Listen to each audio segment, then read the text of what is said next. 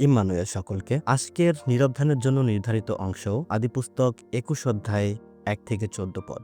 শিরোনাম প্রতিশ্রুতির পুত্র ও অনুগ্রহের সার্বভৌম কার্য। আদিপুস্তকের এই অংশটিতে আমরা দেখতে পাই ইসহাকের জন্মের মাধ্যমে ঈশ্বরের প্রতিশ্রুতির পূর্ণতা পায় এবং একই সঙ্গে আমরা দেখি ঈশ্বরের চুক্তি কেবল প্রতিশ্রুতির ধারার মধ্য দিয়েই অগ্রসর হয়। এখানে কয়েকটি বিষয় আমরা লক্ষ্য করতে পারি। প্রথমে আমরা যে বিষয়টি দেখব সেটি প্রতিশ্রুতির বিশ্বস্ততা। এই অংশটি শুরু হয় এই ঘোষণার সাথে, পরে সদাপ্রভু আপন বাক্যানুসারে সারার তত্ত্বাবধান করিলেন, সদাপ্রভু যাহা বলিয়াছিলেন সারার প্রতি তাহা করিলেন। এই বাক্যে আমরা দেখি ঈশ্বরের চুক্তিগত বিশ্বস্ততা, যা আমাদের শেখায় ঈশ্বরের প্রতিশ্রুতি বিলম্বিত হতে পারে কিন্তু ব্যর্থ হয় না। ইসহাকের জন্ম মানবিক শক্তির ফল নয়, বরং তিনি ঈশ্বরের অনুগ্রহের ফল। এর মাধ্যমে আমাদের কাছে প্রকাশ পায় ইসহাক প্রতিশ্রুতির পুত্র। তার জন্ম সম্পূর্ণ ঈশ্বরীয় হস্তক্ষেপের ফল এবং মানবীয় অক্ষমতার মাঝেও ঈশ্বরের পরিকল্পনা অগ্রসর হয়। এখানে মুক্তির ইতিহাসের একটি নীতি প্রতিষ্ঠিত হয়। ঈশ্বরের কার্য অনুগ্রহ ভিত্তিক, তা কোনোভাবেই কর্মভিত্তিক নয়। দ্বিতীয় যে বিষয়টি আমরা লক্ষ্য করি এখানে, সেটি হাসির রূপান্তর।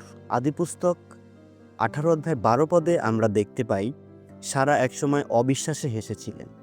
এখন এই অংশে আমরা দেখতে পাই তিনি পুত্র লাভের আনন্দে হাসছেন। 6 পদে এরকম লেখা আছে, আর সারা কহিলেন, ঈশ্বর আমাকে হাস্য করাইলেন। যে কেহ ইহা শুনিবে সে আমার সহিত হাস্য করিবে। ইসহাক নামের অর্থই হাসি। ঈশ্বর মানুষের সন্দেহকে আনন্দে রূপান্তরিত করেন। অবিশ্বাসের হাসিকে তিনি অনুগ্রহে বিশ্বাসের হাসিতে পরিণত করেন। এই রূপান্তর আমাদের কাছে মুক্তির প্রকৃতি প্রকাশ করে। ঈশ্বরের অনুগ্রহ সকল সন্দেহকে জয় করতে সক্ষম। তৃতীয় যে বিষয়টি আমরা লক্ষ্য করতে পারি সেটি ইসহাক এবং ইসমাইলের বিষয়।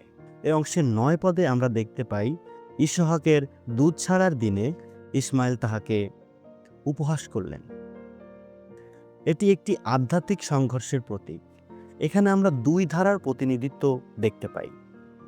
প্রথমটি ইসমাইল, তিনি মানবীয় প্রচেষ্টার ফল এবং একজন দাসীর পুত্র, আবার তিনি মাংসেরও ফল। চতুর্থ যে বিষয়টি এখানে আমরা লক্ষ্য করব সেটি হাগারের প্রস্থানের বিষয়।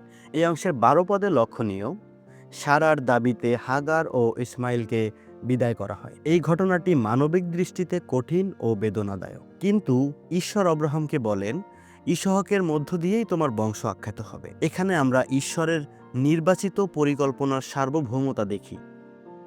তবে লক্ষণীয় যে ঈশ্বর ইসমাইলকে পরিত্যাগ করলেন না, তিনি মরুভূমিতে তাদের রক্ষা করলেন।